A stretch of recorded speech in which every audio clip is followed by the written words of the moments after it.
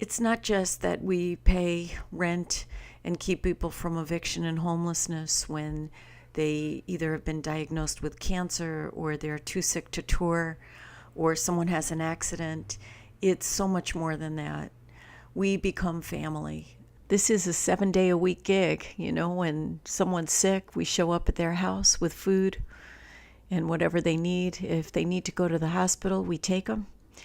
And in those moments where it's the end and someone is transitioning, we'll hold their hand and stay with them till they leave the planet. Most of the people we've helped are probably people you first learned to dance to. It's not just jazz and blues. We're talking R&B. We're talking soul and pop, rock and roll. Anyone who made a significant contribution. These are the people we help.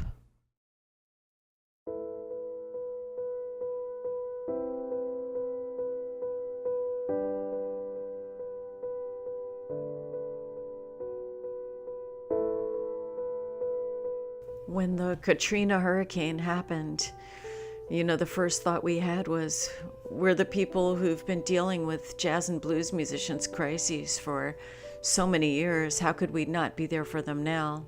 This is the birthplace of jazz.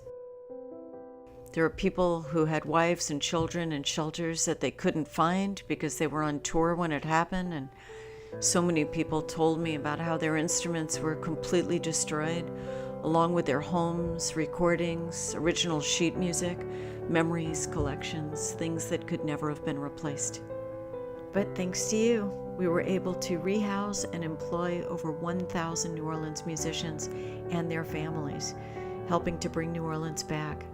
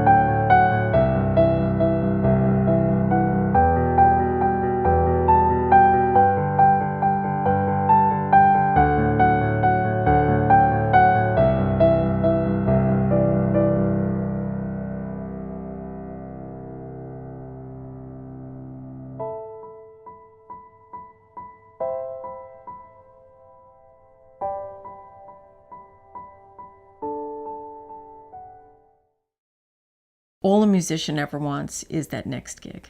There was no jobs. There was no places to go to get a job.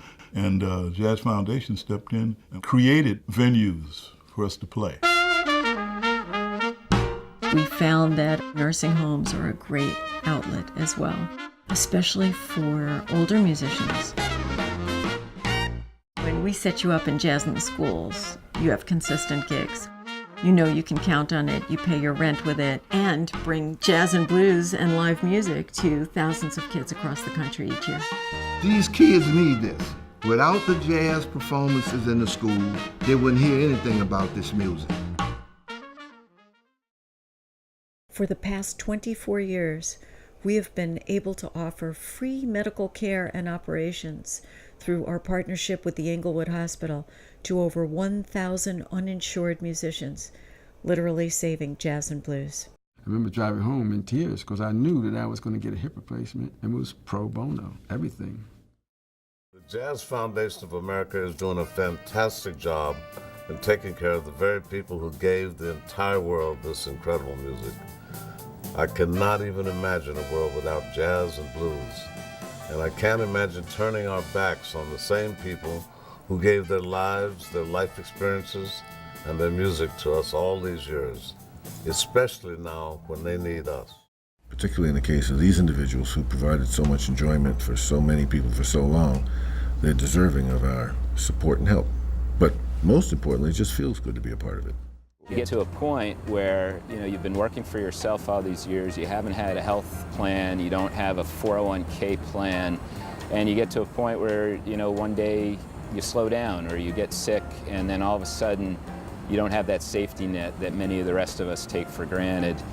I love the Jazz Foundation. This is a group that really throws both love and resources at musicians who have entertained us, who have consoled us, who have brought joy to wherever they went.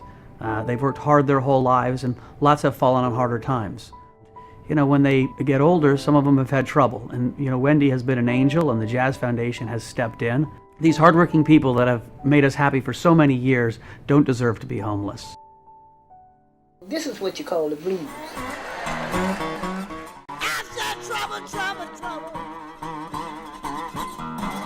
Trouble just won't leave me alone. I worked hard. I sure did. I picked up cans out the alley, off the street.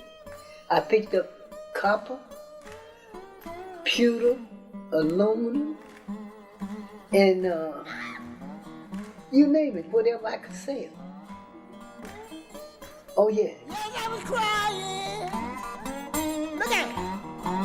I was crying. If it hadn't been for the Jazz Foundation, I don't know what I could do.